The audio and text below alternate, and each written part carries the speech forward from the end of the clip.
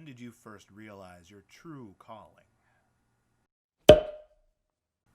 Hey guys, what's going on? I'm Arly. Welcome to another Arly Asks. Today's question is kind of deep, a little bit deep.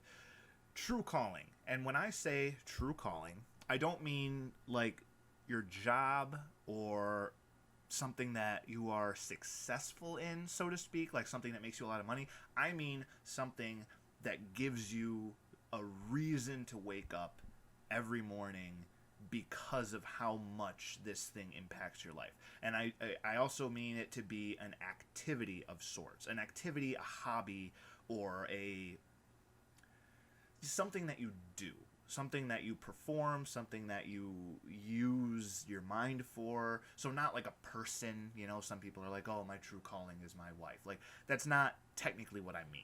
My calling, my question is revolving around things that we do and activities that we find that fulfill us.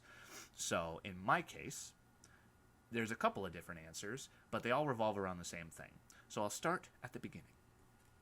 When I was just a lad, very, very young, I gotta say probably about kindergarten, 5 years old, 6 years old, I was introduced, well, I was introduced earlier, but I was formally introduced to like fishing and bug catching and basically Animal Crossing type stuff. And I guess it was something that my dad did as a kid, which is something that I don't know if it was common back in like the 60s, but like he did it and he loved it. And mostly like the bug catching. That was considered a little weird, and it was definitely considered weird for me when I was in school. I was made fun of for it. But that's besides the point. Anyway, so this kick-started like a love for nature, essentially, because it would always be catch and release. I would mainly catch butterflies and fish whenever we could, because as kids, at least in Illinois, as kids you don't need a fishing license, only the parent does. So that was also a lot easier and cheaper for us to do on the regular. I barely fish nowadays, but so it started back then, and I just got fascinated to the point where I actually wanted to be a butterfly scientist called a lepidopterist. Most of you have probably never heard of that, but I knew what it was at like age 10, and I was like, this is what I'm going to be. I'm going to study the butterflies because they were so beautiful to me, and they were just amazing, fascinating. And it became like it really did become like Animal Crossing before Animal Crossing, because I wouldn't keep them as pets. I wouldn't, sometimes we would have one and, like just keep it for a couple days or something in a little bug cage. But it was like a catch and release, and it was like a write down a list, and like buy books and field guides and look at all the different butterflies and insects and stuff in our area, and then make like a checklist of what we've seen, what we've caught, and what there is still left to discover, essentially. And it was so much fun. And, even as an adult, I've still done this, just for shit and giggles, basically.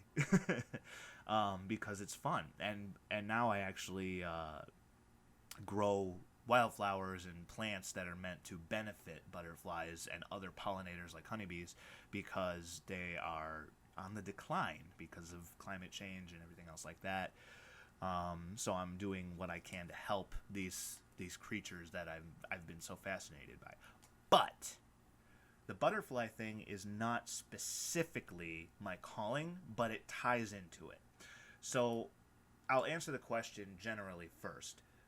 What I believe my true calling is as a naturalist, or even so far as to say like a botanist or horticulturist. I am obsessed with plants, and I'm obsessed with the world within them. The microscopic, well, not microscopic, but the tiny world that lives in the garden.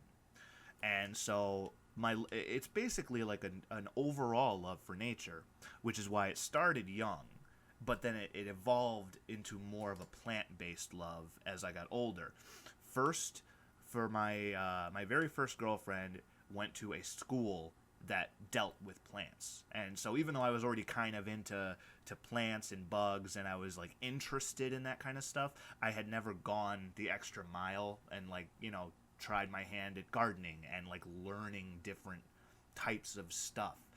And then so basically around the same time I started dating my girlfriend, she introduced me to a lot because she went to an agricultural school, and she was kind of getting me more into that side of plant life. And I had also started going to college, and I had started getting into more natural, like, learning fields. I mean, I've technically my degree is a bachelor's of environmental geology, which leans a little bit more toward like well water, like digging wells and like sediments and soil testing, stuff like that. But I also have a minor in botany, which is I actually crammed that in at the end because I got so obsessed with plants that I was like, I gotta tack this on to my resume because I want to do something with plants. But anyway, so I got super into gardening because of my first girlfriend, and then as I got more into gardening, I was like, I want to learn more, and that's when I started taking the plant classes, plant systematics, botany, ecology, all different kinds of biology, stuff like that, learning the families, learning the cell structure, and learning all the varieties, basically, as many as they could fit, and, cross-pollination, all that kind of crap. But I'm not going to get into too many details.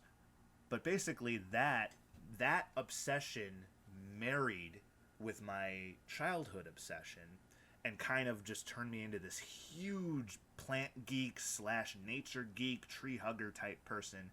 I wouldn't consider myself like a hippie, but I mean, I kind of look like one. But I'm definitely of that ilk, if you know what I mean. Like, I have the mindset of, like, a naturalist. I have the mindset of someone who really, really cares about, like, the ecological impacts of what we as people do. I'm someone who cares about maintaining the balance of the different habitats and ecology, making sure that there isn't, one thing too many that's messing things up. And definitely restoration. Like, I'm all for lots of restoration projects that aim to basically renaturalize the original habitat that was supposed to be somewhere. And like I said, with gardening, that is like numero uno in my head. Like, I have so many books. I have so many, plants, like live plants. I garden. My yard is full of tons of different plants, and I test different things. I try to see what grows. I try to, grow a bunch of different varieties and see if they cross-pollinate. I haven't quite made it to the laboratory phase yet, where I try taking, like, actual pollen in plants and, like, cross-pollinating them and trying to do that kind of thing, but it's something I'm interested in. It would definitely be a lot of fun, then it would be truly like Animal Crossing, a little bit. But I guess I kind of do that. I just plant things close to one another and then hope I get a different color. Animal Crossing definitely make things a little more basic, but it's still really cool that they've incorporated that. Because I remember when I played the first Animal Crossing, I was like, hey, hey, I can catch bugs. And I know that's like a common pastime, but for some reason, even as a kid, essentially a kid, 2nd, 3rd, 4th grade, I was getting made fun of. I was called Butterfly Boy. There was all these, gender stereotypes, all that kind of bullcrap. Like, people did not take a liking to my hobby, even though I did not rub it in their face. I just did it in front of them sometimes, or, like, talked about it, and man, did they lay into me. So, yeah, kids were harsh back in the 90s. It's just like internet bullies are harsh today. But I digress. Anyway, that is my obsession. Obviously, there's a lot more to it. I could go on and on about all the different kinds of things I've gardened and tried, but this is more of a general question. It's how. How did you find your calling, and when? What happened? What clicked? In my purposes, or in my case, it was really early on. I was introduced to the very, very beginning of this journey I've been on, and I've kind of just been evolving it ever since. But some people find their calling much later in life. Some people completely turn over and try something new. So I'm interested to hear those stories, and those are the stories I'm asking for in the comments below. So I think that's about all I have for this one. Also, I wanted to add, if there are any questions that you have that you want me to answer, and subsequently ask other people, you can also leave those in the comments below. Because, you know, I have a lot of other topics to talk about, but there may be things that I'm not even thinking about that could make for a really interesting conversation or topic or whatever.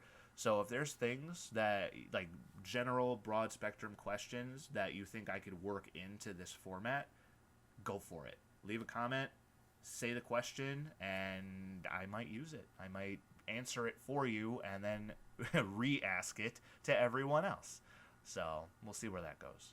Anyway, thanks for watching. We'll see you next time. Bye-bye.